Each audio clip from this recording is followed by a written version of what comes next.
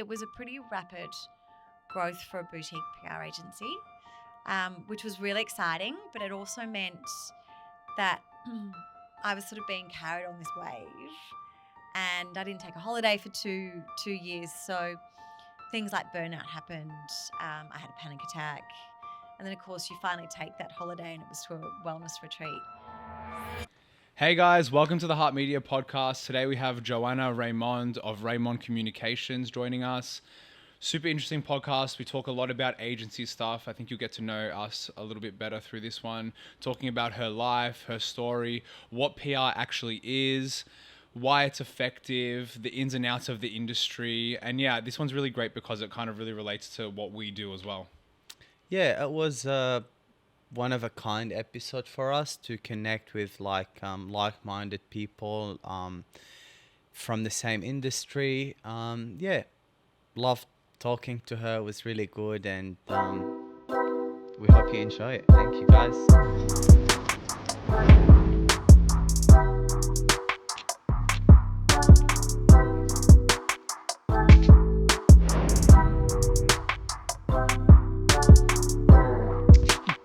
Yeah. Welcome to the Heart Media podcast, Joanna. Thank you for having me. Thanks for coming. Thanks. Yeah. It's a pleasure to have you on. How are you? I'm good. It's been 30 degrees today and that's my weather. I love it. Awesome. Yeah. Summer girl. Yeah, we usually like to start with, a little bit of background. So why don't you tell us a little bit about how it all started for you? Yeah, sure. So I guess growing up, I'm the daughter of restaurateurs, so I grew up in restaurants. And when I finished school, I just wanted to go overseas, and my father said, "You won't get a job in France," because I was born there, without a degree.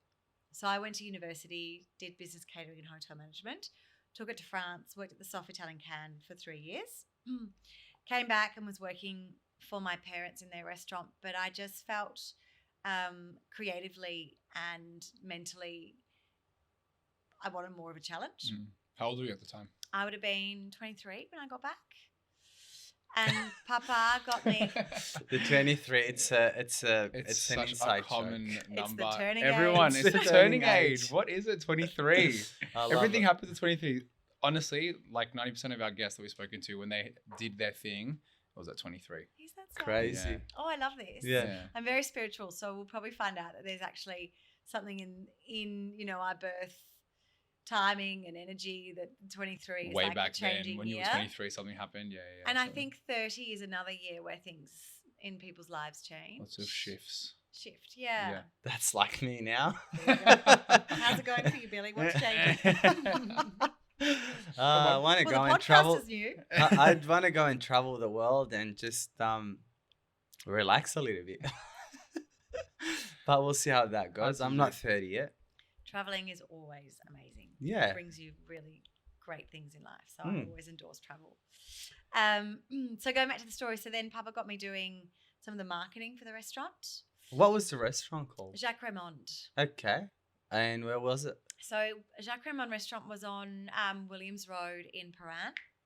And it was Australia's best restaurant for about 26 years. Wow. They had 3 hats consecutively for that many years. Okay. So high level. High level. So when my father retired, he had accumulated 81 hats.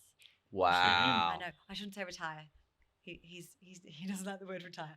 When he stepped back from being in kitchens. So what happened to the restaurant? His succession plan was he handed over to his 2 sous chefs at the time. Mm-hmm. My 3 siblings are all in restaurants. They've got 3 restaurants. So Now. Bistro Giton on Toorak Road, L'Hôtel Giton on Commercial Road, and Frederic in Cremorne. Okay. Right. So they're all in restaurants. I And hear a lot of French going on here. Oui, je parle français, je suis française. So yeah, the restaurants, their restaurants are sort of French, contemporary French. But I ended up getting an offer of a job. Chris Young, maitre d' at the time, his wife worked for Sue Carr at Car Design Group, which is one of Australia's top interior design and architecture practices. So Sue got me a job on reception. Very quickly, she saw that I had an inclination towards marketing PR and sort of put me working in that area. So I worked 2 years with her, which gave me an understanding of the property and design industry. And then I applied for a role with a property PR agency, worked there, and then I went to another agency. And then when I was 30, I had a broken engagement. Okay. And the PR agency I was working in was an old school type of PR agency where you'd hold your breath before going in every morning and go, I can do this, you can do this. You were terrified of the boss. You'd sort of get physically ill on Sunday night before going in on Mondays. Right. So obviously my job wasn't working out either. Yeah. And I had a few people saying, do your own thing, do your own thing, do your own thing. Particularly a good friend of mine, Ben Buxton, who's also been a business mentor for me. So I was like, I've got nothing to lose. I have nothing. Right. I've got nothing to lose. So I thought I'd just have a few clients and freelance out of my bedroom. Within 3 months, Ben offered me a suite in his building, and I had my first staff member. So when was that? You're gonna find out my age here, so I'm not sure I want to say that. No, Reymond is now, we're in our 12th year, so 12. Okay. So there you go. Awesome. Yeah, so it would have been 2012. Cool. And then you started Reymond back then? That's when I started Reymond. On your own? On my own. Okay. Yeah. Wow. Yeah. How was that like, getting into it? Yeah, it was pretty scary, Billy, because one of the things that was stopping me initially, and it sounds silly in hindsight, from starting my own business were things like tax and how do you work it out and how do you pay it all and all the rest of it. But of course, the government make it very easy for you to pay the tax. Right. Mm-hmm. But I also received some really good advice early on, which was don't water down your skills by trying to do everything.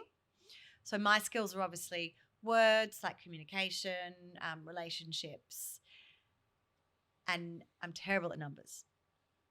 So I quickly engaged a bookkeeper and an accountant. So they helped me with that side of it. And then I was just really lucky. There was a lot that came my way. I certainly worked really hard. Like the first 2 years, I'd be up at 5 so I could walk the beach just for my mental health. I'd be in the office by 7. I'd leave the office at about 7 to drop to an event, whether it was an event that I was invited to and do some networking to build my contacts and relationships, or whether it was an event that we were putting on. And then I'd get home about sort of 9, 10, be online for an hour, just tidying the day up, sleep, and then in French we say rebelote, which means repeat. You do the whole thing again the next day. Feeling good? I loved it. I was thriving. I had so much energy. I was just a real people person, and my friends were all part of it. And there was also a bit of a network in the field who were forging their own careers at the same time. So Anna Webster, who's now at Hardy Grant, Sophia Levin, who you might know, she's now a master chef. Yeah. Michael Harry, he's just finished up as editor of Broadsheet. And Alice Savslavsky, who Alice in Frames. So as a group, we were all starting our careers and just growing in leaps and bounds. So it was amazing. I love that, having that network of people that right now, 12 years later, you could feel like everyone is kind of somewhere in their life. But, at that time, you had to kind of be there for each other. Absolutely. Yeah, we would champion each other, and we're excited to see the progress of each other's careers. There was certainly growing pains, a lot of growing pains. Tell me a little bit about that, because I know, from our personal experience, we're 4th years in, and you get a lot of doubts and, ups and downs, and sometimes let's change everything. You know what I mean? How was that like for you, the early days where maybe, I don't know if you had a quick success, or was it a slow burn, or how did you deal with it all? Yeah, I had quick success. I was really lucky. I think I launched Reymond at a time where hospitality was looking for a PR agency with inside knowledge, which was me. Hospitality is ingrained in me. So Okay. I understood chef speak. Yeah. This was 12 years ago, and chefs would send emails in capitals. And I'd be like, I don't think you're angry at me, but it sounds like you are. Okay. Can you take your computer off capitals? How do I do that? Yeah. Of course, the new era of chefs are very different. But also the media were really receptive to me as a conduit because I spoke chef speak. I knew not to call chefs at midday because they're in service. And the journalists, for them to go direct to hospitality was really hard at that time. So to have me offering that service was great. As an agency, we are lifestyle. So we work with hospitality, but also property developers. And that was booming back 12 years ago. Property industry, there were so many amazing property developers. We were also working with interior design and architects. So we had an amazing client list. And I think maybe there was probably a little bit of a new kid on the block, and we've got great clients, and that attracts more. Everyone's like, we want to work with you guys. Yeah. And Were you still on your own? Like, when did you start growing your team and getting people in? Yeah, so I had Joanna Reymond, who's a restaurateur, approached me 3 months into the business and said, look, my marketing girl really wants some experience in a PR agency. Can you help? So I met with her and I said, you can do like 2 days a week. And anyway, about 3 weeks later, I was like, can you do full time? This is what the salary would be like. So I think, awesome. yeah, it was amazing. By the end of the first year, I had 3 staff. Okay. Second year, I'd say I probably had 7. So it was a pretty rapid growth for a boutique PR agency, which was really exciting. But it also meant that I was sort of being carried on this wave, and I didn't take a holiday for two years. So things like burnout happened. I had a panic attack. And then, of course, you finally take that holiday, and it was to a wellness retreat. And the world didn't end. The business was fine. Everyone was great. I got a break and came back refreshed and could inject new energy and ideas into the business again. Tell us about that panic attack. Like, what it why looked like. would someone have a panic attack from work? Yeah, I can't remember why exactly it happened, but I think it was just you guys are creatives as well. So in the creative world, you're constantly thinking. And then you're running your own business. So you're constantly thinking about that as well. So it's the salaries, it's the deadlines, it's HR, it's Constant. all the overheads. A build-up of things. Constant That's right. anxiety. Clients that you're having to communicate with and who've got their own demands and expectations. So it was a big load. Do you still get that? I've got a better support network now. So the business is obviously much more established. My husband, through COVID, I had my second child just before COVID hit. So my husband stepped into the business and and sort of reviewed all the finances, stripped a lot of costs, such as our flour budget. And so he's continued to manage the finances, which is a huge weight off me. So my poor husband wakes up at 3 a.m. now going, right, we've got payroll. I've got this. Yeah. Well, how's the cash flow? And I no longer have to think about things like cash flow, which Beautiful. is really helpful. How does that go working with your partner? Amazing. Yeah. Yeah. That's awesome. That's good to hear. Yeah. Yeah, I'm really Yeah. lucky. We are a terrific team. Sounds Love like a to great hear guy. it. Okay, so right now, like, how are you managing the business? What kind of areas do you focus on? What do you like to focus on?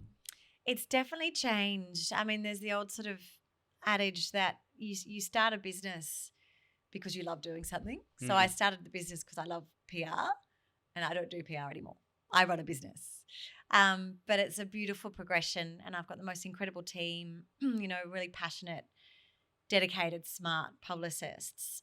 So they're now doing the day-to-day with journalists and managing clients.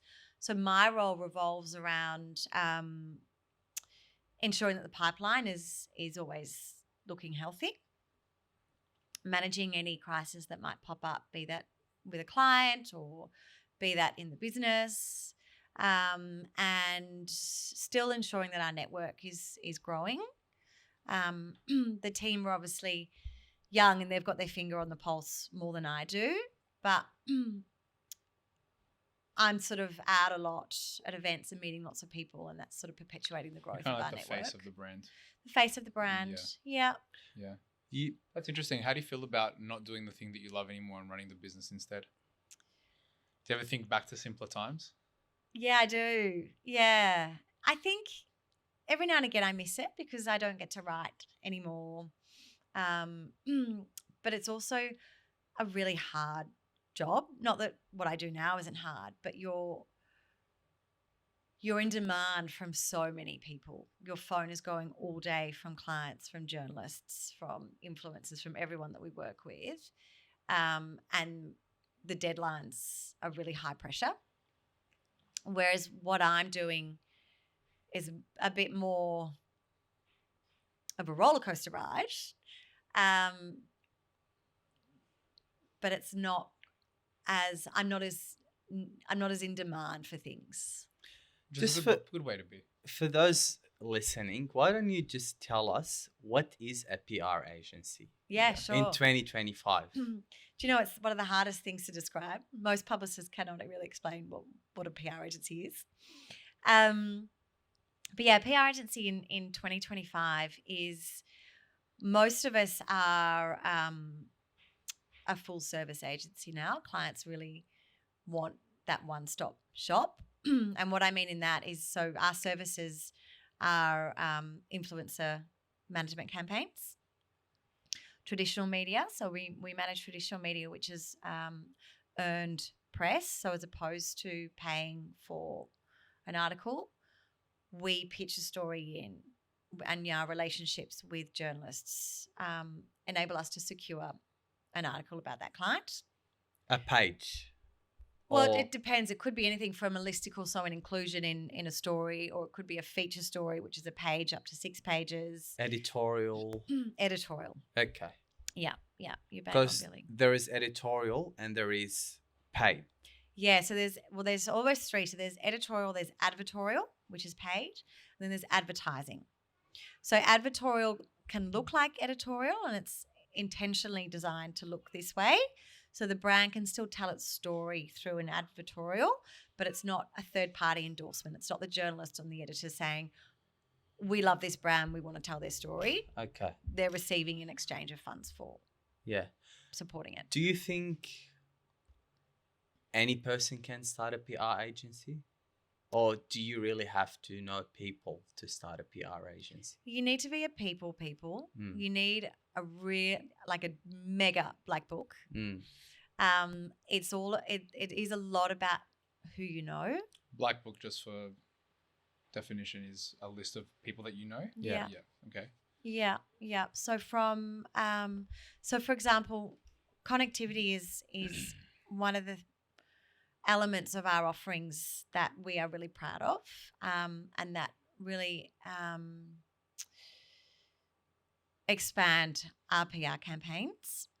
And what connectivity means is it's us using our connections to amplify campaigns. So whether it's, for example, with the NGV, we've lined them up with the Hilton Hotel as an exclusive hotel partner. So that adds a lot for the Hilton. Other examples are... That's purely because, of all the networks you've built throughout the years. 100%. Yeah. So other examples are even just collabs, for events. So partnerships, collabs, all that comes under connectivity. So if I'm a 23 years old person interested in PR right now, listening to this podcast, what can I do to get into it in terms of networking and starting something, even if it's a small step? What would your advice be? I always say, number one, never burn a bridge. I mean, I've got people that I've did business with 8, 10, 20 years ago. and they send me work or they come to me with work. So always nurture relationships. Also have the confidence to go to events and talk to strangers. It's the only way to actually build relationships. What kind of events? Any events, and it depends what sort of PR you want to do. If you want to do fashion PR, then it's going to all the fashion events. If you want to do restaurant PR, then it's going to the restaurants and meeting the owners and taking time to sort of understand who they are, what their philosophy is, how they work, that kind of thing.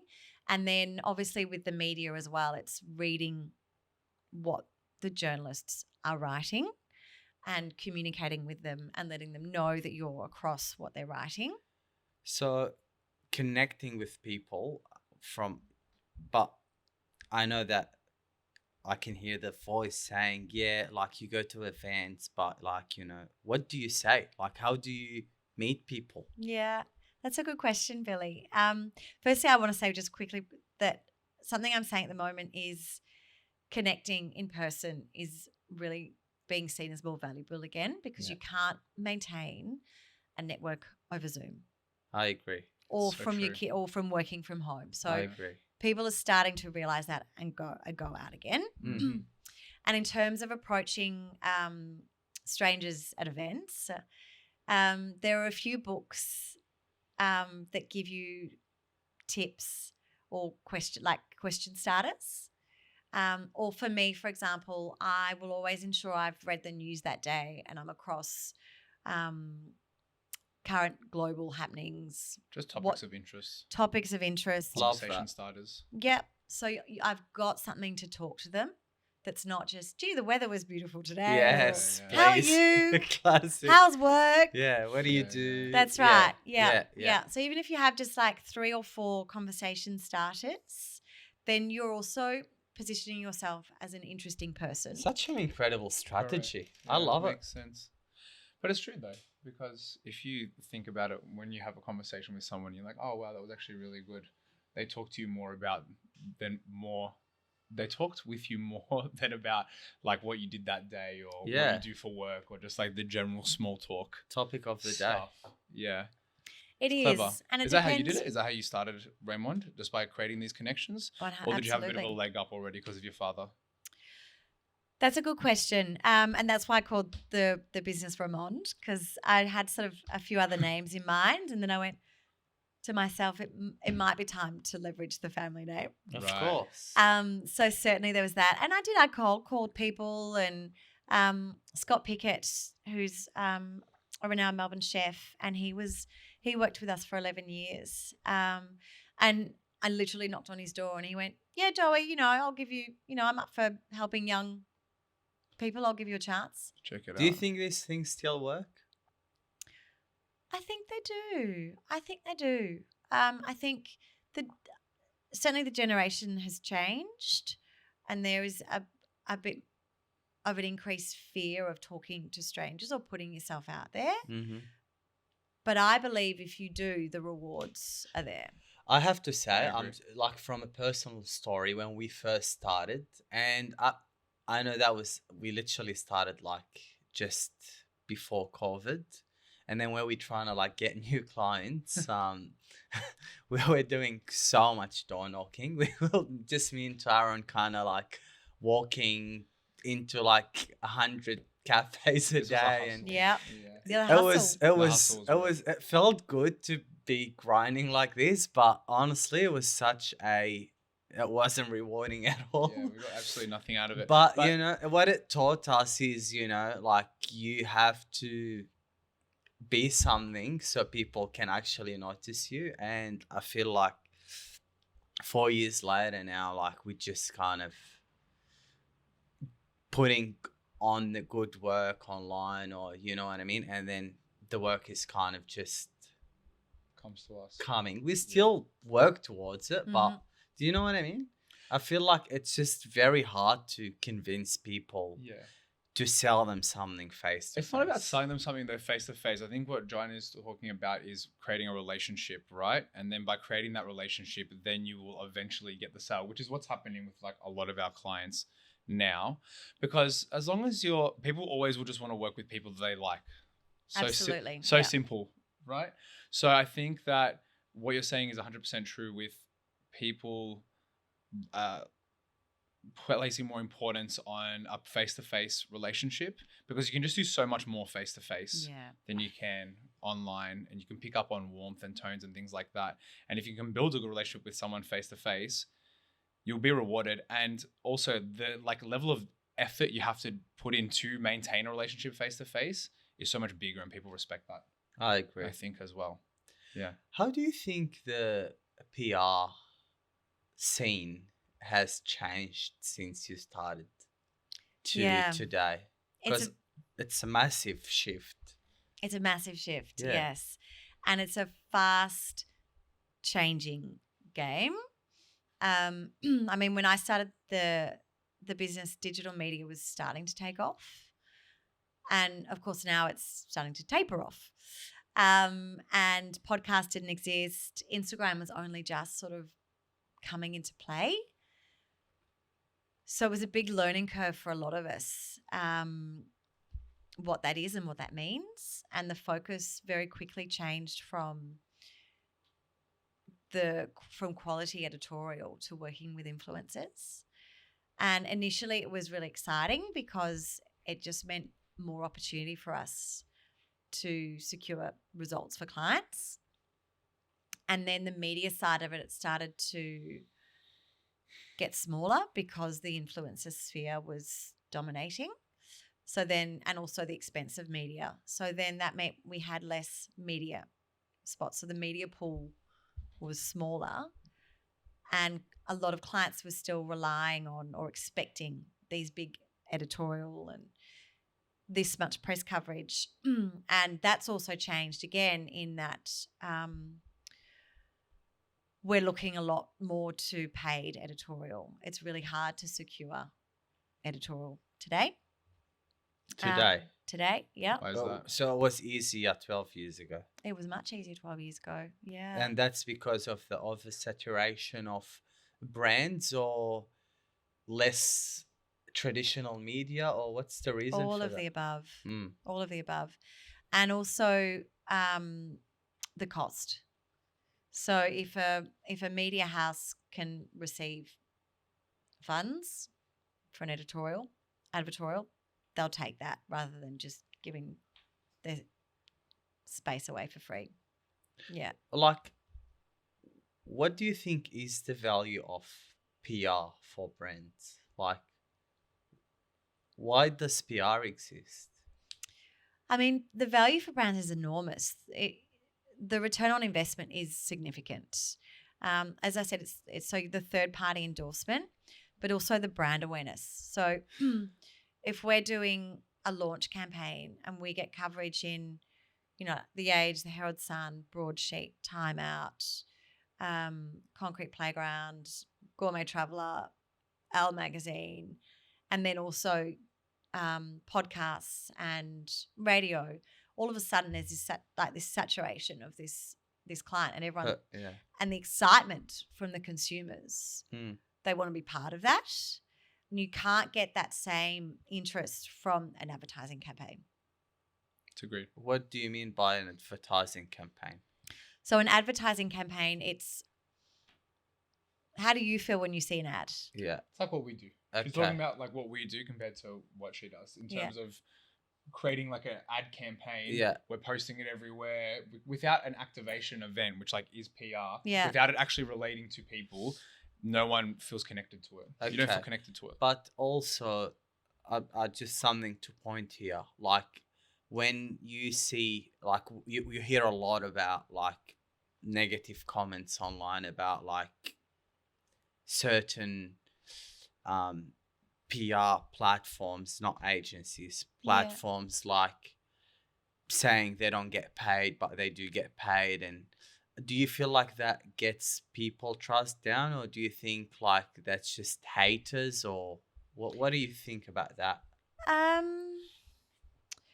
I mean, it's the work. I'm not sure of the question. So who's sort of complaining about not getting paid? Like the journalists or? No, like, you see it online, like people criticize certain Publications. Publications. Like broadsheet and stuff like that. Is that what few. you're I talking don't about? want to name anyone, Yeah, but yeah. like, you know, that they say they don't get paid, but they seem to be like, you know, getting paid. And As in writers for these publications. yeah, Yeah.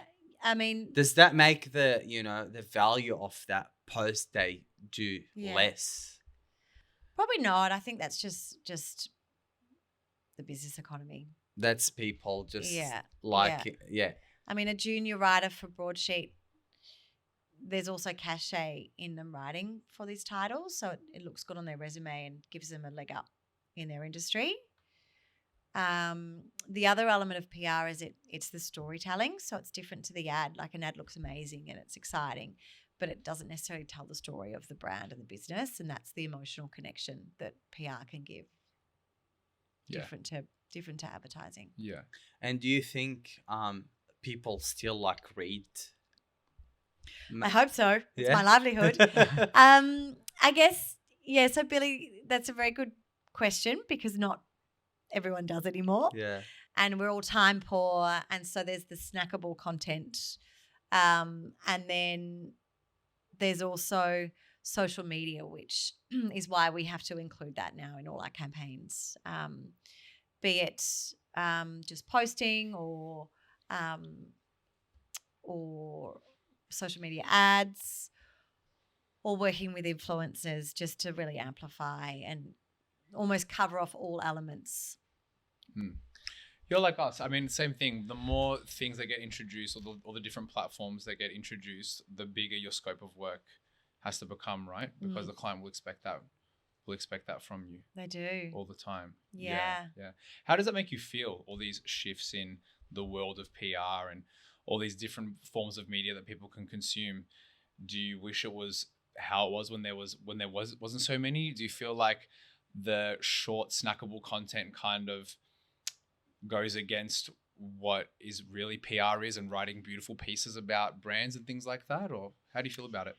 Yeah, it can be overwhelming and a bit intimidating, and you sort of catch your breath and go, right, we've got to learn more again. I mean, the whole AI sphere, it's like, got to learn more again. But then it's so exciting and the opportunities are endless, and that's where you really have to go, what can we do? How can we do it? And leap into it. What are you most excited about? What am I most excited about? Christmas. Yeah. I love Christmas. I really love Christmas. Me too. It's so good. I love that. I think so the joy I have from the business is seeing brands grow. And when our clients come to us and say, wow, we had, so many website, I mean, you guys would be the same through what you do. We had so many website hits after this piece of editorial. Or, we launched a restaurant with 2,000 bookings before we actually opened the door because of the PR that you'd created for us. Or the brand is like, we've sold 700,000 pieces of this brand just through the 2 pieces of coverage that came last month. That's incredible. And that's where the joy is, where you see clients go, yeah, you're helping my business work. And I grow. love that. So But what rewarding. happened, like, how do you deal with, like, the negative stories that come from that business? Or, like, I don't know if that's the right word, negative, but, like, failure or, like, you know what I mean? Does that happen at all? Like, Touch wood. Not really. Yeah, but because look, from a personal perspective on what we do, like, sometimes what we do doesn't work for everyone, and we got like special cases where it doesn't work, not necessarily because of what we did for them, it's because of what they probably are doing. And it's pretty like difficult to like, deal with these things because we can't help but feel like it's a bit personal. I don't know, a little bit of attachment going on. So yeah, how do you deal with things like that? I think, speaking honestly, I think it's experience. So the first few years of business are also harder because you're taking everything on. and a staff member resigns, and you're like, oh my God, how am I going to replace them? Literally. I can't replace them. Yeah. The business is over. And then someone comes in and they're different, but they're amazing, and it's great. Sometimes it's better. And a client issue, you learn that everything works out. It does take a while, but you do learn to not take it all on so much. I've been there, like where you have sleepless nights, or you wake up at 3 a.m. I remember we were doing an event, and I woke up at 3 a.m. and I was like, oh my God, I haven't booked toilets. And it was that day. So at like 8 a.m. I'm on the call to all the Portaloos. Managed to get toilets to come to the event that You day. got it. Yeah. You got it. But you just become more resilient, and you must take the approach that everything will work out, and just do your best to resolve things and put yourself in the client's shoes sometimes too. Not everyone's gonna like you. I think that's the bottom line. Some people are just unhappy because they're unhappy in general. But I think I've gotten better. We've gotten better. Yeah. At kind of distancing ourselves, compartmentalizing Yeah. work. I don't think about clients as soon as I wake up anymore, which is so good. Which is something that used to happen all the time. Yeah. So draining. Yeah. Is it true that like most of like PR people are women? I thought you were going to say that we drink a lot of champagne. Yes, that's true. We definitely have a lot of champagne. Yes and no. In PR agencies, in lifestyle PR, certainly it's a female-dominated role. In more like corporate PR or crisis management PR, you will find more men. In my experience and my understanding, it's just the way the male and female brains work. So in lifestyle consumer PR, we are multitaskers. Like we are literally doing 500 things at the same time. And while you're doing those 500 things, one phone call from a journalist will make you have to switch from focusing on all that and do that. Whereas when I've had men working in the business, they're a lot more strategic and analytical, and we don't have time for analyzing things. You've just got to get the job done. Intuition. Okay, so it's true. Yeah. Okay. How do you feel about that? I think it's fine because I'm old school, but men and women we are different. They're different. And we can't all necessarily be the right fits for the same roles. So it's just nature. Nature. I agree. Makes sense. How does it feel being a female business owner? And what have you encountered over the years? How has it changed? I mean, you've been in business for 12 years now. Does it feel different? The attitude towards women in the workplace, in your industry? I guess you're usually dealing with other women, right, in your space. But you deal with a lot of male chefs and business owners. Yeah. Those are mainly the people that are in hospitality. Yeah. So how has that changed through the years? We have a lot of male clients. I remember early years, one of our property clients, I walked into the boardroom, there's 12 men in suits sitting there and me that walks in. I've always received respect. So I've only ever had great experiences.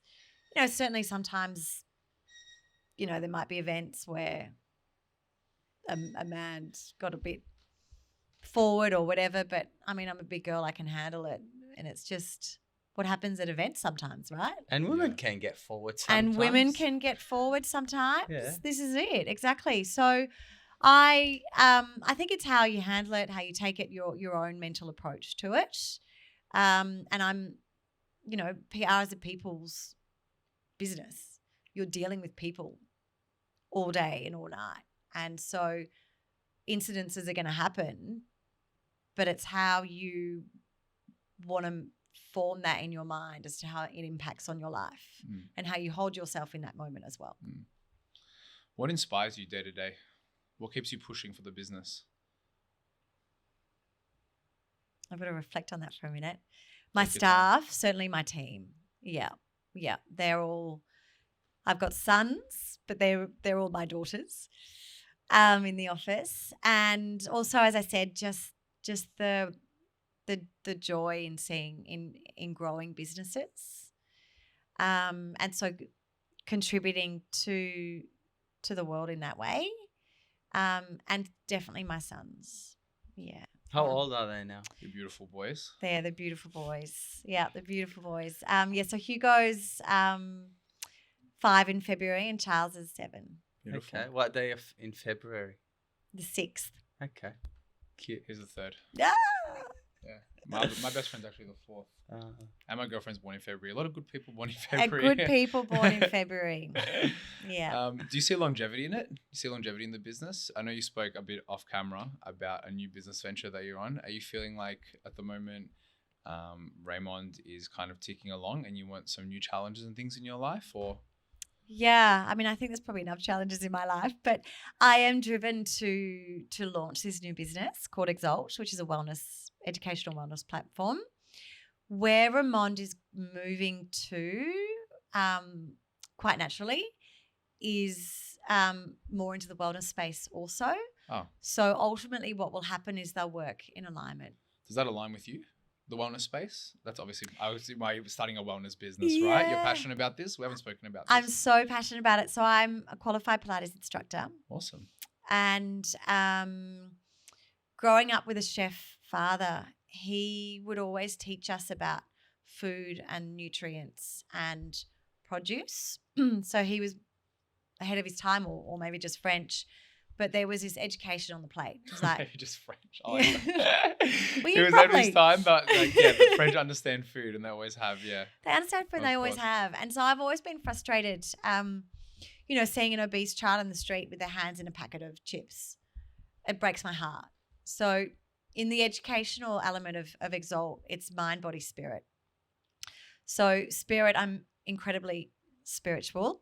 Explain little bit what of a that white means to witch. you. Yeah. So my intuition, as Billy said, my intuition's always been guided me. I also speak to my guides. And so I'm... So touch on that for a second. You speak to your guides so that there's like spirits around you that you communicate with. Intentions, right? Like that's what intentions and meditation and putting it out there. Is that what you mean? Or? That's it. And what Tyrone said, there's spirits that I can connect with and receive messages. That's amazing. Do you do from that? them? Sorry. No, annoyingly. You don't see them. Yeah. Do you do that through like a time, or does it just it's on the go and like whenever you have a moment, or do you like block in time to do those things? It's more when I have a moment, but I prioritize it more now because it does help with a busy life of, children, household, You do wife, a lot. friends, We get it. business. So I'm good at time management now, and I do block time out in the diary, but I'm also fluid in that I'm like, I'm going to grab these 10 minutes and go and do a meditation. Mm-hmm. But sometimes it can even just be if there's space, like if I'm on a walk or in the car, that I might receive a message. I love that. Is this something that is hereditary? Sorry, I just have I know friends and things that have similar experiences, and it's always their mum or something has something going on. Is it something that runs in your family, this thing, like a connection to spirit or like the other behind the veil or whatever it is? I think it might be. One of my guides who's omnipresent is my father's mother, so my meme.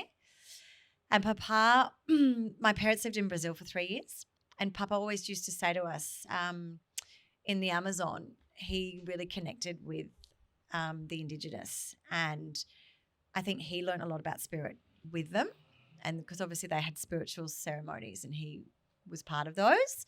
And then he would often say, my spirits have told me, my spirits came to me in my dream last night. And even him designing dishes, he'd be like, oh, my spirits have told me to just draw this. It's Wow. like this the dish. intuition. That's like, isn't it? It's Like, it's what it is. It's exactly intuition. but really tuning in deeply and like, connecting the dots, and is that right? That's like just, it. Well, we all have it. yeah, That's so cool. absolutely. Yeah. It's just learning how to tap into it. It's very forward of your father to Yeah. back then think to go and connect with the Indigenous in the Amazon at the time. How was he as a father? I mean, we've spoken to a lot of chefs, and all of them always have a story about meeting a French chef, and that's how they began. You would know the story as well, right? You tell stories for a living.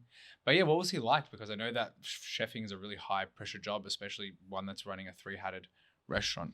Yeah, exactly, Tyrone. He was a great father. He was terrifying at times.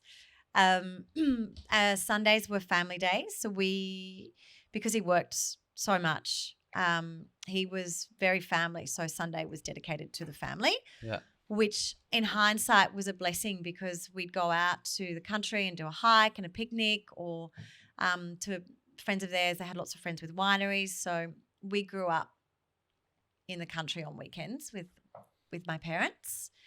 And he was very generous in his lessons and education. So my sister kind of got the wine education, and I'd cook with Papa on Sundays.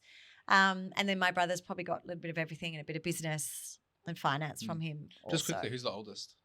My sister. And you are the second, and then two brothers. Okay, right. And you were talking about, you hate to see an overweight child walking down the street, a hand packet of chips. How does this kind of mentality towards the way that we should eat and wellness influence the way that you interact with your children now? Like, what do you implement that you think is a better way of parenting and nutrition for children? So I believe it's all about balance, and that's also what Exalt is about. It's about balance. So it's not depriving people, and it's not saying sugar is the devil, but it's understanding that if you have a piece of cake, you have a small piece of cake, you don't eat the entire cake. And also if you do overindulge, then you find a way to level the scales again, not like the weight scales, just the scales. Yeah.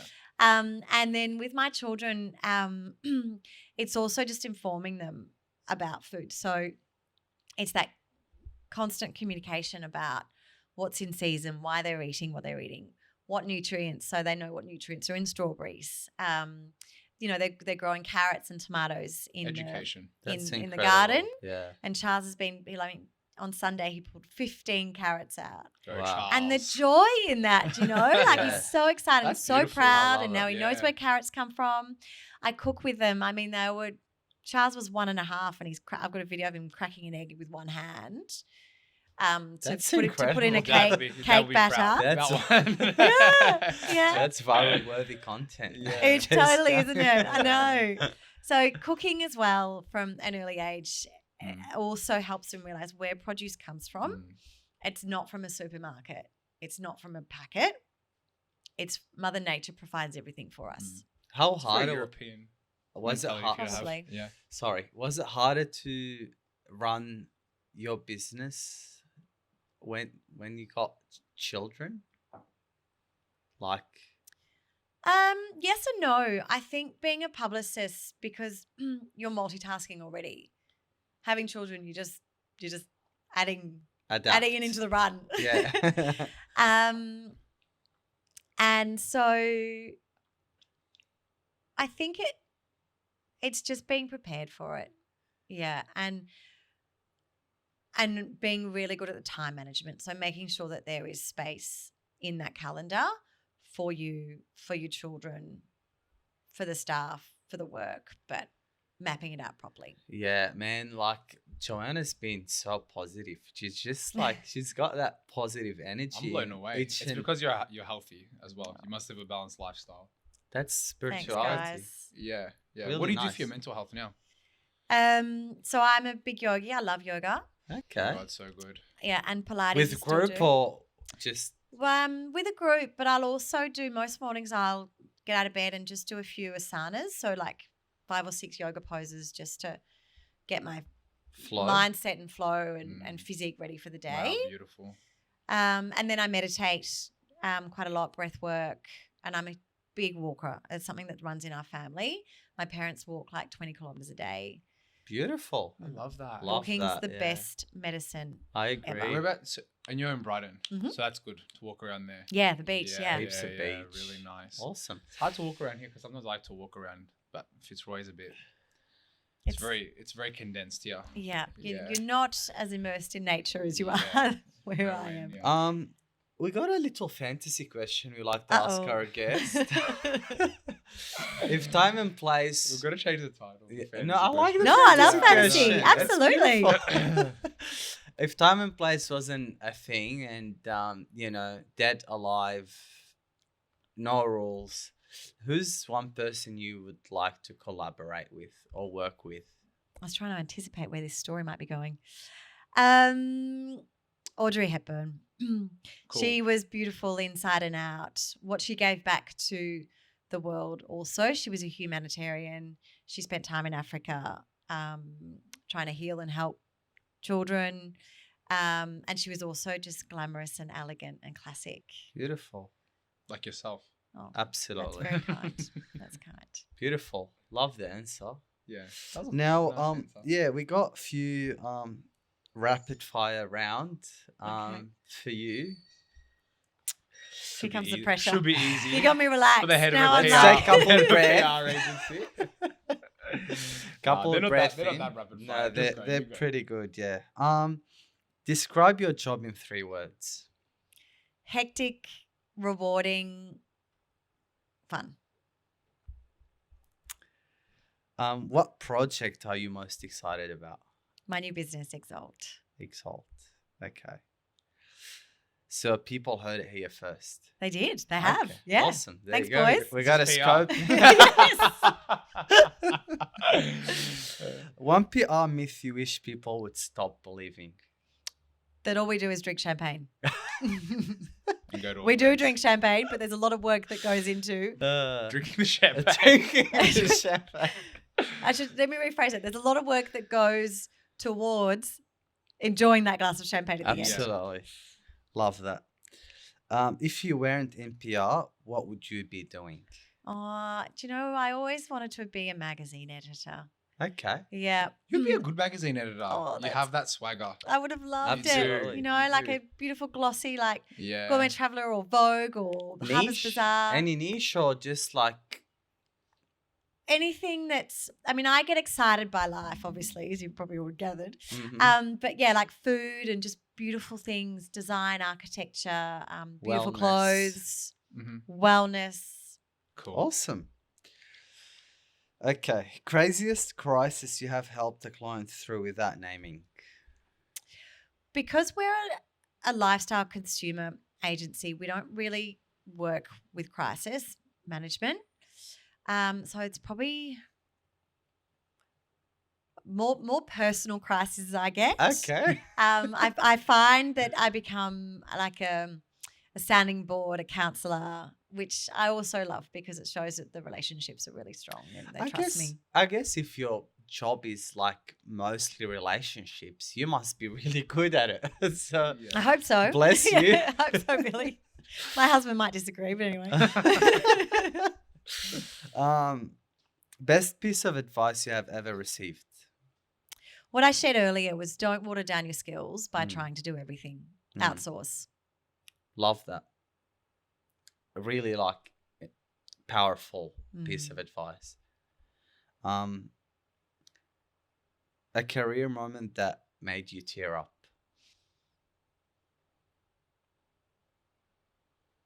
Oh, that's a really good one. There's probably a few. My memory's terrible though, so it's sort of digging deep. But I would say when we launched the QT Melbourne hotel, and then they engaged us to take over the national campaign, or the national brand, because initially I was familiar with the QT, the brand, because I love their Sydney property. And when we started pitching it to Melbourne, nobody knew what QT was. So I realized that we had to sort of flip it on its head and begin with educating people what the QT brand was to get them excited. And we ended up securing like front page of the Herald Sun, TV, radio, so much coverage. And the launch was huge and really fun. And then, yeah, the head office trusted us so much that they gave us the whole country. I love it. Big moment for you. Such a good. Yeah, it Well was. done. Yeah. Yeah. Beautiful. When was that? I knew you were going to ask me that. Maybe 8 years ago. Wow. Oh, actually, no. It was 7 years ago. Mm-hmm. Awesome. I like the We want to QT work brand. with QT. It's amazing. We Great. like them a lot, Putting it yeah. out there. They're doing a good job. Yeah. The hardest lesson you have learned running Reymond. How much time have you got?